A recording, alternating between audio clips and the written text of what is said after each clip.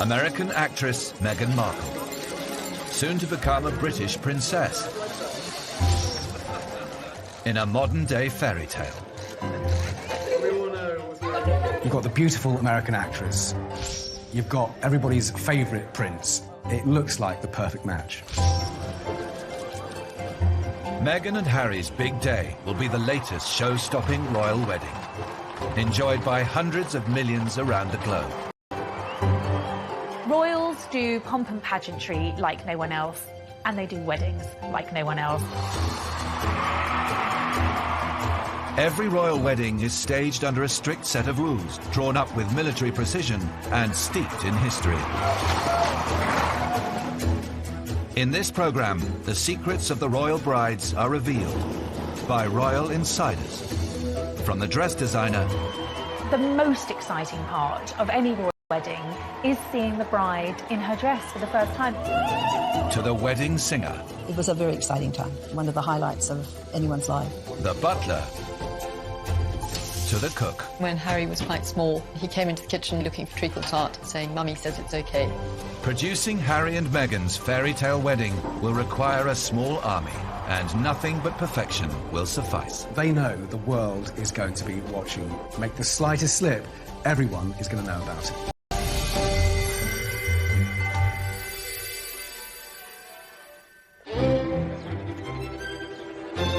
On the 19th of May 2018, 36-year-old Meghan Markle will marry Prince Henry of Wales, better known as Harry. The wedding of the actress and the prince will mark the culmination of 5 months of intensive planning, and comes less than 2 years after the pair first met at a club in central London. We believe Harry and Meghan were introduced by a mutual best friend. We know that Meghan was moving in pretty aristocratic circles whenever she came over to London, very well connected and in tune with some of Harry's circle as well. The couple, out of respect for the person that match-made them, has never named the matchmaker, but the couple have, of course, said that they did go on this date. It went very well, and I think within a few hours they were planning on going on holiday together. A month later, the pair were on safari in Botswana, and the relationship quickly became serious. I think that both Harry and Meghan, they were both astonished at how quickly their relationship developed and how deeply they felt for one another almost from the get-go. But this future princess had a very unroyal upbringing. Born in LA in 1981, she was raised mainly by her mother, who took on various jobs to make ends meet. Harry's very different family background meant this relationship would be anything but normal. I have no more obstacles to get around than asking permission from the girl's father. In the case of royal men, they do have to ask permission of the Queen, of their sovereign, who has been known to say no. In the case of her own sister, she refused her permission to marry the divorcee Peter Townsend way back in the 1950s. Okay, great. Like Peter Townsend, Meghan Markle is also divorced, once an insurmountable hurdle to a royal wedding. When the Queen came to the throne, divorcees were not welcomed at court. Divorce was an absolute taboo subject. The storybook romance of the king and the commoner. Edward VIII, of course, abdicated because he insisted upon marrying a divorcee. Times have just changed dramatically in those intervening years. Today, 3 of the Queen's 4 children are divorced, including Prince Charles, who is married to fellow divorcee Camilla Parker Bowles. And the Queen did not object to Prince Harry's choice of bride either. As a matter of fact, I could barely let you finish proposing. I was like, can I say yes now? She didn't even let me finish. Can I say yes, can I say yes now? And then there was hugs and I had the ring in my finger and I was like, can I give you the ring? And she goes, oh yes, the ring. The engagement was sealed with a ring believed to be worth £122,500. Well, Meghan's ring is incredibly beautiful. It was a newly designed piece and very romantically designed by Harry, who had apparently sourced the main diamond in the ring on a recent visit to Botswana. But what was so lovely about the ring was that on either side of the main ring were 2 beautiful diamonds from Diana's personal collection, so that, you know, she can be remembered in his engagement ring as well. Diana herself reportedly took a less sentimental approach to selecting her engagement ring. They bought a box of rings from Garrard, the crown jeweller, for Diana and Charles to look at, and she said later, but this is very Diana, I just picked the biggest one. Wonderful sapphire and diamond.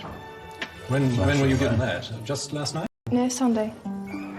For Meghan, like all royal brides, secrecy is key when it comes to arranging a royal wedding. The planning is driven from Buckingham Palace by the Lord Chamberlain, a position created 6 centuries ago. The Lord Chamberlain is the head of the royal household. In fact, he's the overall boss who comes directly and is directly answerable to the Queen. His department is responsible for all sorts of ceremonial occasions, for organising weddings. As the Prince of Wales, Harry's father, and the Queen are pricking up the bill, then they've got all the sort of organisational skills backing them up. The choice of wedding venue is crucial for any royal couple.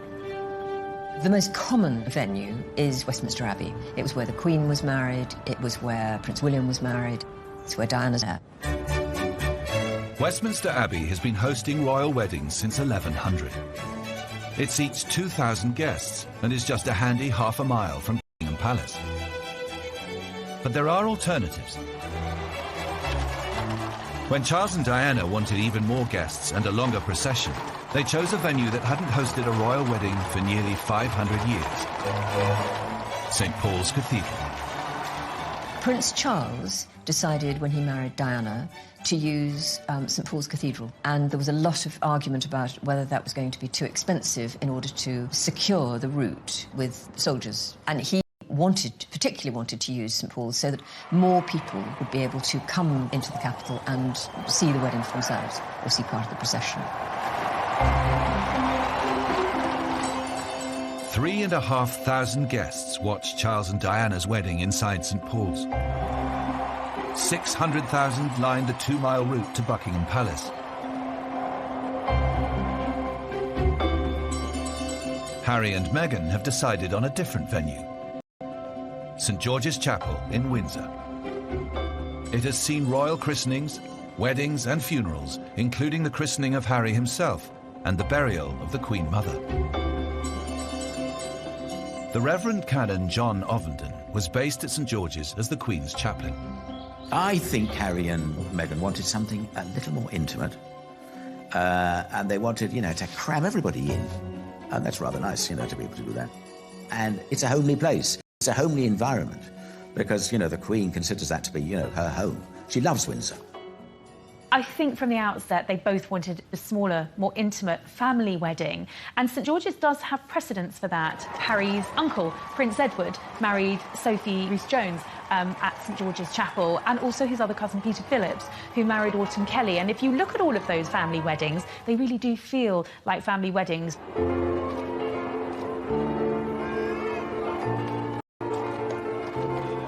Harry and Meghan will have 600 guests at their wedding ceremony at St George's.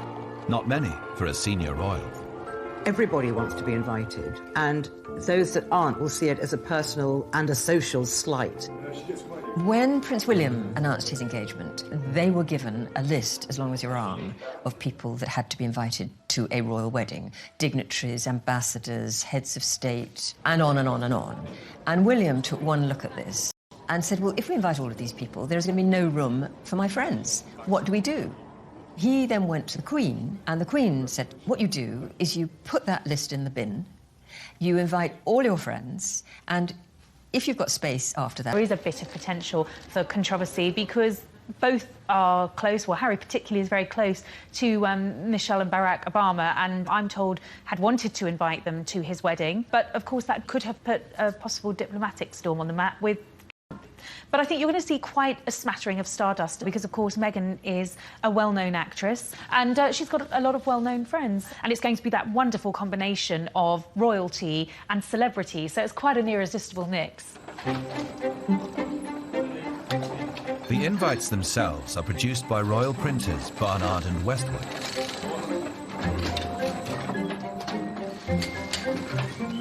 They use an antique die stamping machine with real gold for the Prince of Wales' feathers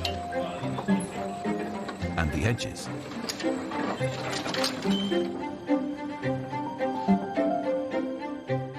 Prince Charles's former butler, Grant Harold, still has his invite to the 2005 wedding of his boss, to Camilla Parker Bowles. This is the actual invitation, still in pristine condition, all handwritten at the front. The Lord Chamberlain sends out the invitations on behalf, well, he's commanded by the Queen. says he's commanded, because if you get an invitation from another member of the royal family, it'll be a case of request your pleasure. The Queen would send a command.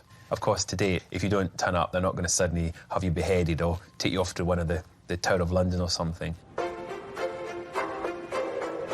When the wedding day finally dawns, the pressure will be on. Coming up, we reveal a battle against time for the royal wedding team. And a battle against nerves, one royal bride. She hid under the duvet and absolutely refused to come out. She was so frightened.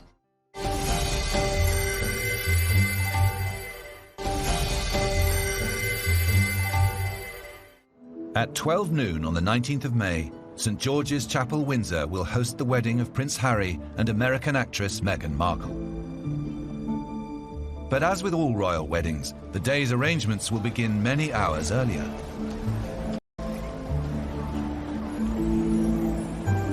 In 1981, Diana's dressmaker, Elizabeth Emanuel, arrived at Clarence House at 8 a.m. to meet the bride. Well, Diana didn't appear to be nervous at all, actually. Dave and I were nervous. Well, I was nervous. The Queen Mother was there, I remember, and we were dashing around, probably making a lot of noise, thumping on the floor. So she gave us a few cross looks every so often. So it was just getting a bride ready for the big day, as we would with any other bride, really. Except we were in Clarence House and the Queen Mother was there, you know. We could hear the crowds outside, so the atmosphere was very different, certainly. 4 years later, his new bride was anything but. Camilla spent the night before her wedding at Clarence House. That morning of her wedding, she hid under the duvet and absolutely refused to come out. She was so frightened. She had to be coaxed out of bed. Her sister was there, her daughter was there, her dresser was there. And it was only when her sister said, right, I'm going to put your clothes on and I'm going to go and do this for you, that she got out of bed. She was terrified, and quite rightly. Nobody knew what kind of reception she was going to get. To head off criticism, the two divorcees chose to marry in a civil ceremony at Windsor's Guildhall. 20,000 well-wishers gathered to cheer Camilla's arrival. A crowd at least 5 times that size is expected for the wedding of Meghan and Harry.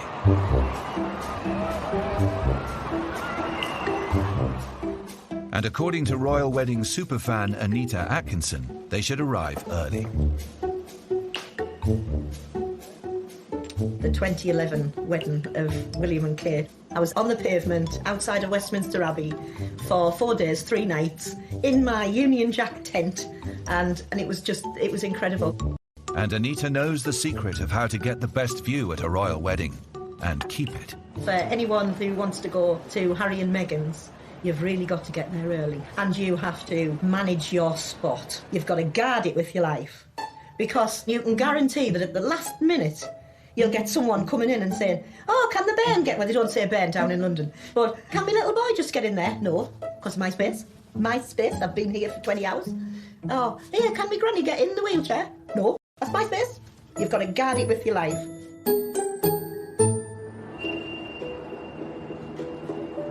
The arrival times of the invited guests are governed by strict protocol and planned to the second. One of the things about the royal family, everything runs to time. Everything runs to clockwork. Nobody is late. Everybody runs to the minute.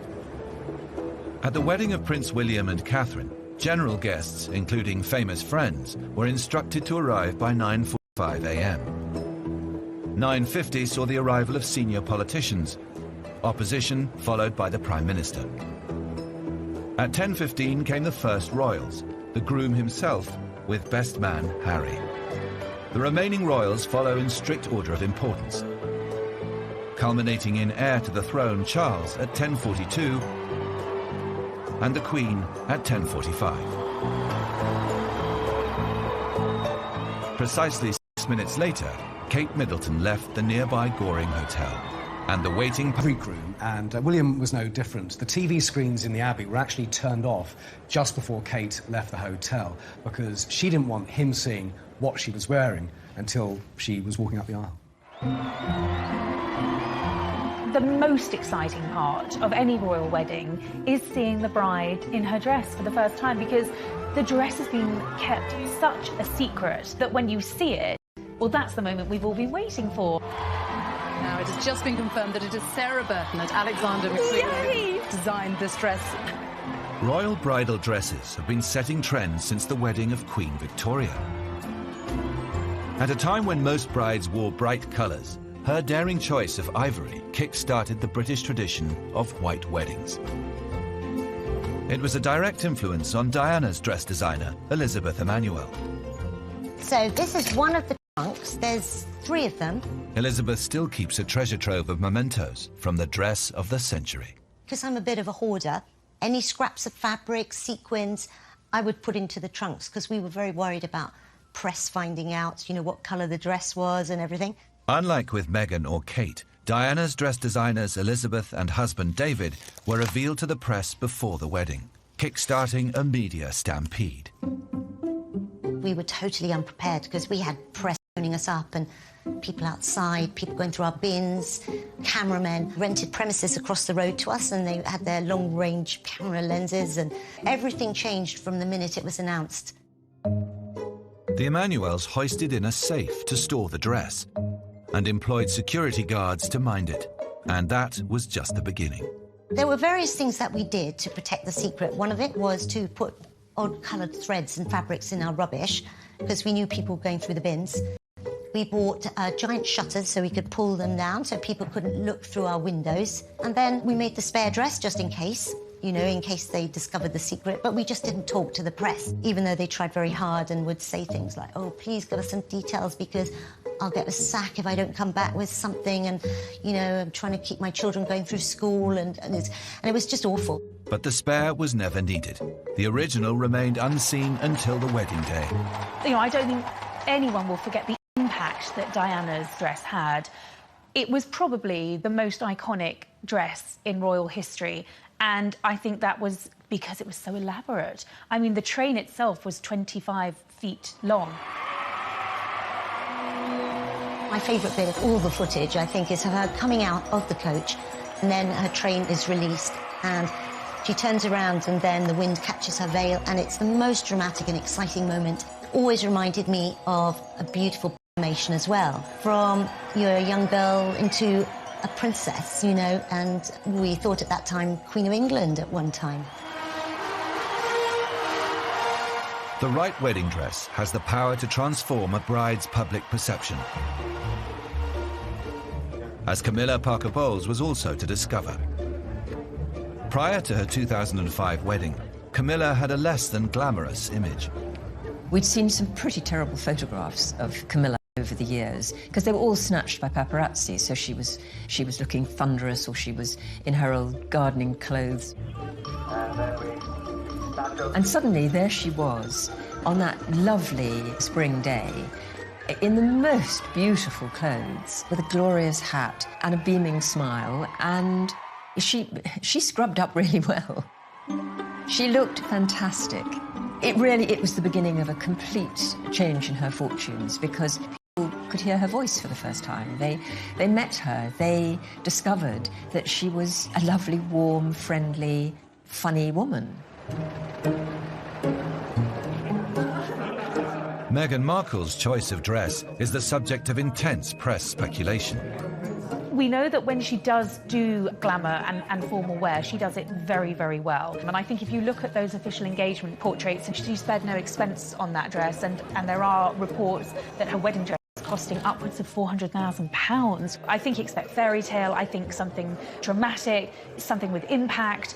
I suspect that she will go for white or off-white, but I'm told that she would like to incorporate a hint of colour, possibly in the sash of her dress, that will be picked up by her bridesmaids. And I'm told sleeves will feature in her dress. And I think, again, that's probably a nod to the formality of the day. You know, this is a royal wedding. You don't see royal brides in strapless dresses. Prince Harry is expected to wear ceremonial military uniform, just like his father, who wore Naval Commander full dress, and his brother, who chose the bright red tunic of the Irish Guards.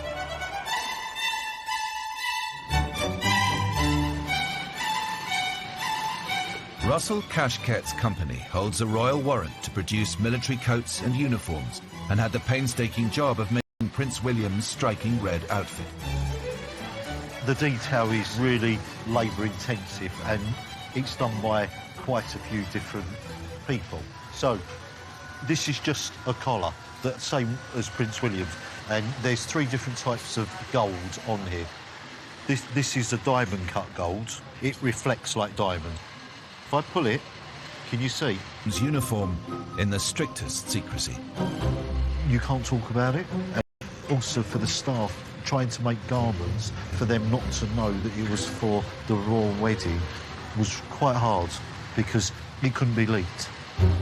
2 people knew that it was Prince William's garments going through. As far as the staff were concerned, it was an officer going into the Irish Guards. There was no name on the garment going through.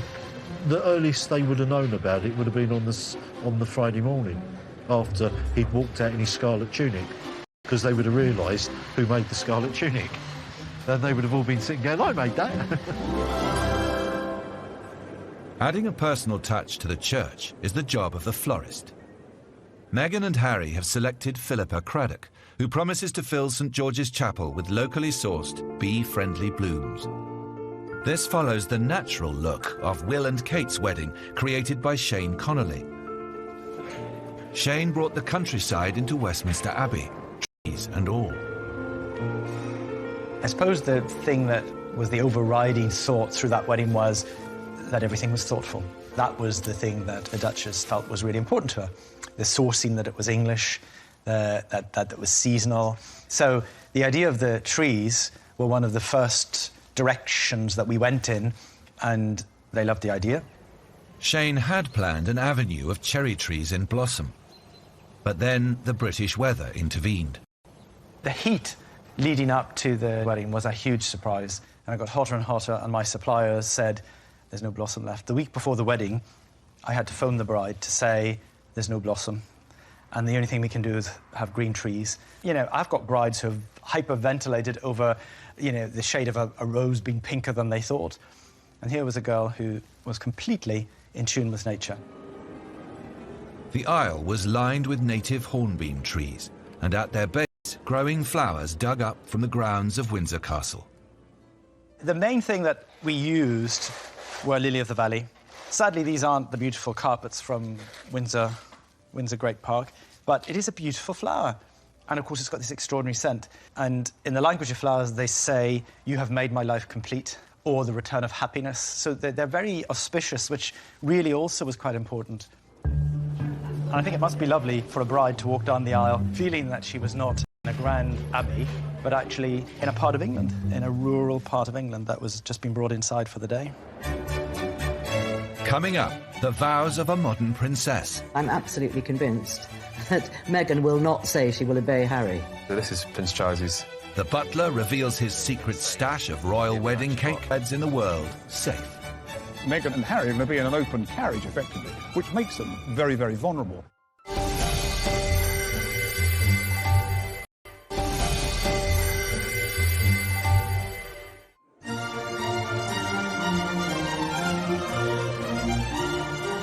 Royal weddings have become a global media phenomenon. 750 million people watched Charles and Diana marry in 1981. By 2011, viewing figures for William and Catherine were said to have reached 2 billion. Yet at the heart of this huge media event is a traditional British wedding service. Harry and Meghan will have the same freedom as any other couple to choose entrance music, readings and vows, all agreed with the churchmen in charge. I think the Archbishop of Canterbury is going to marry them, but the Dean of Windsor, the Right Reverend David Connor, will, take a big part, and the canons of St George's will be there, and they will have sat down with a couple and worked through, what it is they want. And I think there'll be 1 or 2 surprises. Wilt thou have this woman to thy wedded wife, to live together? Wilt thou obey him and serve him, love, honour and keep him? And Elizabeth Alice Louise. Royal brides have traditionally vowed to love, honour and obey their husbands. I, Sarah Margaret. I, Sarah Margaret. Charles Philip Arthur George. Wilt thou have this woman to thy wedded wife? Yet in 1981, Princess Diana broke with 4 centuries of tradition. The vows The royal brides are purely a personal choice. Diana broke with tradition by saying love, honour and keep. I, Diana Frances. Hi, Diana Frances. Fergie kept the love, honour, obey. Take the Andrew Albert Christian Edward.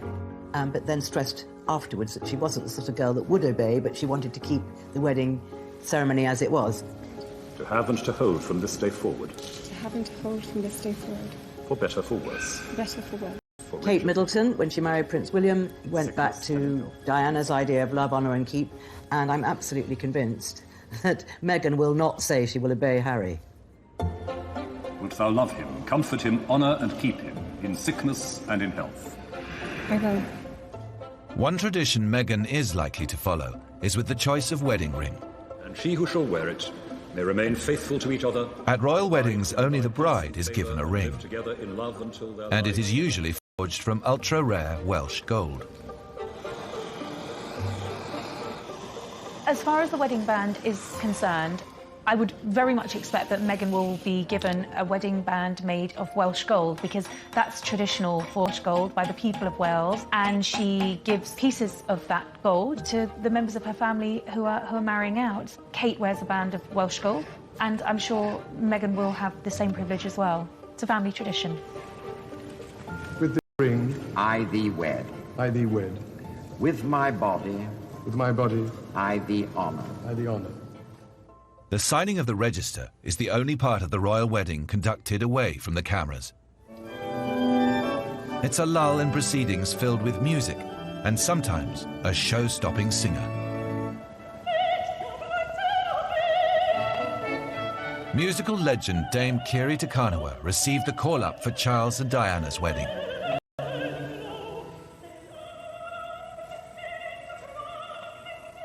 It's quite strange watching, I must say. 35 years ago, my God. Not bad singing, though, I must say. For Dame Kiri, the invitation to perform came out of the blue. I'd set the date aside, to watch it all day. We were going to sit in front of the television and everything. And then suddenly I get a call saying, you can't tell anybody, but Charlie's asked you to sing at his wedding. And, of course, I thought, Charlie who? Anyway, it was Prince Charles. And not for several months was I able to mention it. So it was really quite... Can you imagine a secret like that? It was a very exciting time. I mean, I think one of the highlights of anyone's life, really. But behind the scenes at St Paul's, it wasn't all glamour. The big thing that everyone says to you, please, there are no toilets down there, so you've just got to go to the toilet when you can. Then, of course, the worry about getting to the church in time and just going through there and hoping that I was on time and didn't fall over before I went in the church, got to the right place and stayed there. Dame Kiri's performance was heard by an estimated 750 million people around the world. It was just a one-off, magical cameo, something for my life. And if you look at it, if you look at the footage, there it is in history. It was a magic time in England, just a magic time. The royal couple usually emerge from their wedding with gifts from the Queen. New titles. When Meghan Markle marries Prince Harry, or to be exact, Prince Henry of Wales, she will become Princess Henry of Wales. So we don't call her Princess Meghan, it'll be Princess Henry of Wales. However, to add to the confusion, this might only be for a few moments, because possibly on the day, the Queen will give them an official new title. So it might be, for example, the Duke and Duchess of Clarence or the Duke and Duchess Sussex. Who knows, we'll find out. So it's going to be a bit of a tricky time to keep up with what the actual title is. Harry and Meghan will follow tradition with an open-topped, horse-drawn carriage drive.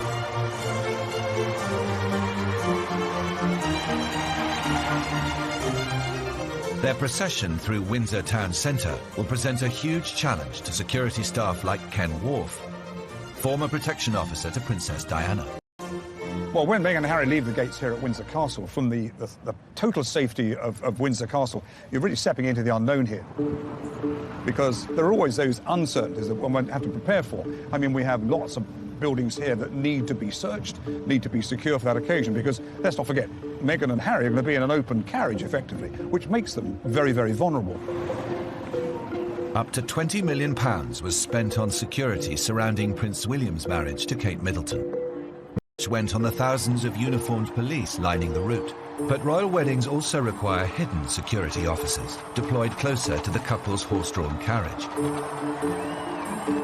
When Harry and Meghan leave Windsor Castle here in an open carriage, one of the footmen on that carriage will be an armed protection officer from Scotland Yard. There's an additional security there for the couple as they process through the streets of Windsor. And there are people positioned on rooftops, armed police officers. And there are individuals in plain clothes amongst the crowd looking for that individual that might be tempted to do something stupid. Meghan and Harry's wedding has prompted the largest security operation in the history of Thames Valley Police. A so-called ring of steel will include hostile vehicle barriers erected along the procession route and at key entrances to the town. Commercial vehicles will be searched, and there will be bag checks for the crowd.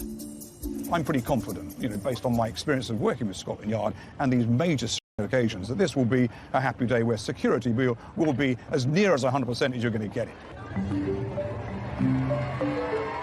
But for VIP guests, one royal wedding hazard is inescapable. When you came out of the church, it's nothing but horse poo everywhere. It was just everywhere. And you're sort of these grand ladies trying to step through all of that. It was very, very funny. Right in front, you know, down where the steps were.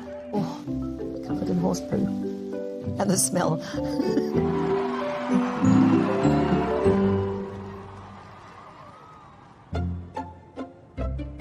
After the procession, 600 guests will join Harry and Meghan inside Windsor Castle at St George's Hall.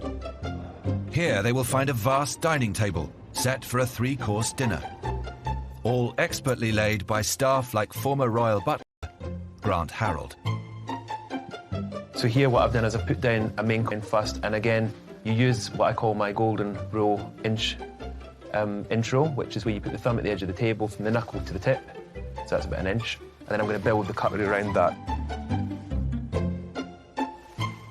The whole table laying process takes 2 days and is rounded off by napkins given a suitably royal fold.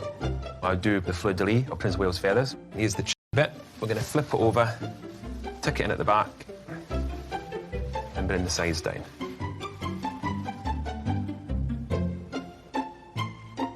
Maintaining standards is the job of the butlers and their boss. Even on some occasions, it is known that the Queen will even go round and check the table. She'll go round for a final inspection. With state banquets, she will go round and make sure that everything is how it should be. So she's quite strict with that kind of thing. She's got a very good eye for the attention to detail, and there's microphones in the flowers for when people do speeches. So that's where the actual microphones are, and she always makes sure that you can't see them. So she's been doing it for years. She's a fantastic hostess. She knows exactly what to look for, and she will notice if anything's not in place, if something's not been done right, she will pick up on it. The wedding breakfast itself is prepared by royal chefs to a menu drawn up by the couple. Few people have a better insight into what might be served up for Harry and Meghan than Carolyn Robb. She was personal chef to Charles and Diana as Harry and William were growing up. I think a lot of people assume that the royal family eat all their meals off gold plates. Food that we cooked a lot was roast chicken, roast beef, shepherd's pie, sausages and mash, all those wonderful traditional English dishes. Can't see him putting those on his wedding menu, but who knows? I'm sure that together he and Meghan will come up with something truly delicious. The wedding menu of Catherine and William showed a preference for simple, traditionally British cooking. Wedding breakfast for William and Kate's wedding looked absolutely delicious. Fish and seafood starter, lamb for a main course, ice cream, trifle and chocolate parfait for dessert. But what makes it very special is the sourcing of the ingredients. The lamb that came from Scotland, crab from Lyme Regis, Hebridean langoustines. I see there's Berkshire honey ice cream, so that probably came from a beekeeper very close to where Kate lived and grew up. So a very special menu. Harry and Meghan's menu has yet to be revealed, but Carolyn suspects one of Harry's childhood favourites could feature. When Harry was quite small, he really loved treacle tart, and on one occasion he came into the kitchen quite early in the day looking for treacle tart. So I sent him off to check with Princess Diana if that was okay, and he came scampering back quite quickly with a little note that she'd written saying, "Mummy says it's okay." Coming up, we learn which royal makes the most entertaining wedding speeches. The most memorable Notes to his guests, one royal sold his wedding photos to Hello magazine. I think it went down like a lead balloon with many members of the royal family.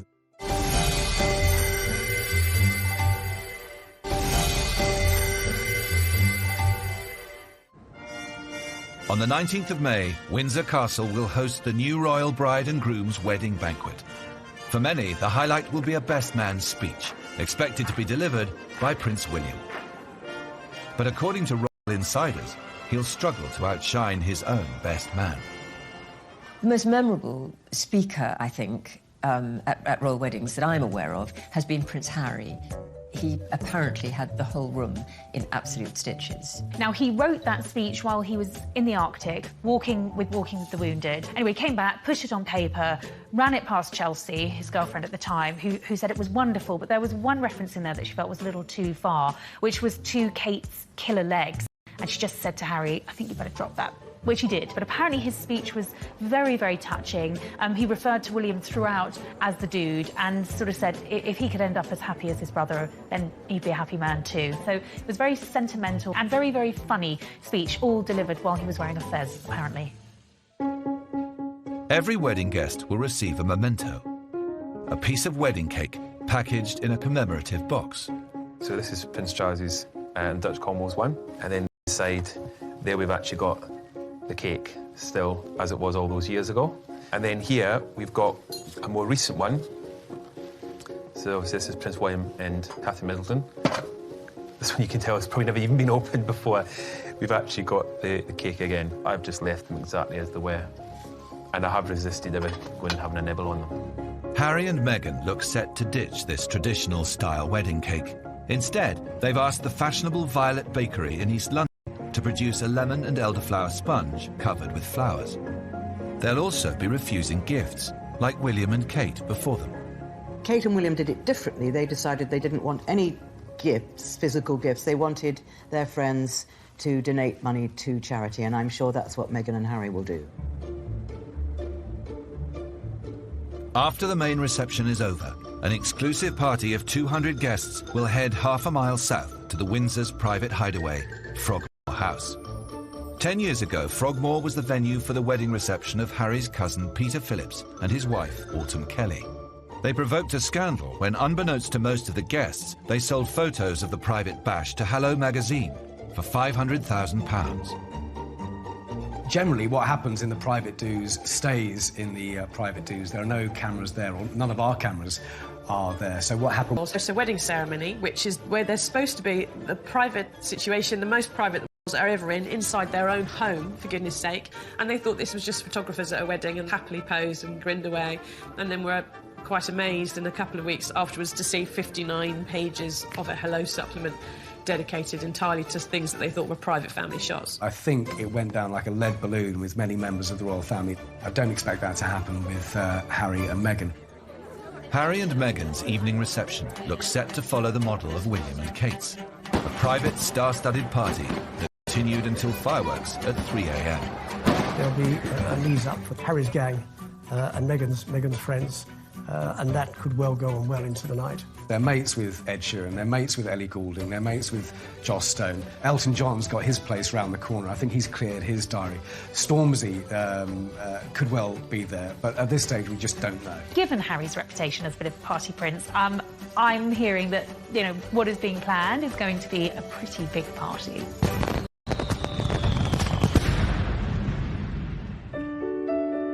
A royal wedding is not just an unforgettable occasion for the nation. It is also a deeply personal event for the royal bride and groom. One of the loveliest stories of the royal wedding was that once William and Kate had left their wedding breakfast and they turned on the royal wedding, they'd recorded it and they watched the playback, and that apparently was one of the real highlights of their day. And I think in that respect, they're just like everyone else. Key thing, obviously, is to love the person you're marrying. Charles and Diana hardly knew each other when they got married. She was still calling him Sir. That has not happened with her boys. Harry and Meghan, as long as they carry on the way they are now, they will be highly successful. Don't try and change just because you're a married couple. Be yourselves and be the way you are now, and you'll succeed.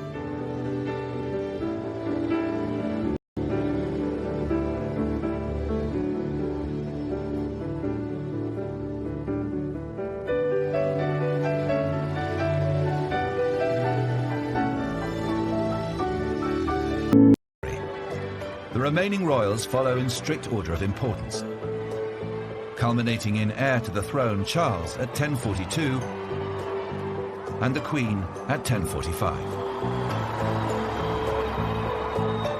Precisely 6 minutes later, Kate Middleton left the nearby Goring Hotel, and the waiting Greek room, and William was no different. The TV screens in the Abbey were actually turned off just before Kate left the hotel because she didn't want him seeing what she was wearing until she was walking up the aisle. The most exciting part of any royal wedding is seeing the bride in her dress for the first time, because the dress has been kept such a secret that when you see it, well, that's the moment we've all been waiting for. Now, it has just been confirmed that it is Sarah Burton and Alexander McQueen who designed this dress. Royal bridal dresses have been setting trends since the wedding of Queen Victoria. At a time when most brides wore bright colours, her daring choice of ivory kick-started the British tradition of white weddings. It was a direct influence on Diana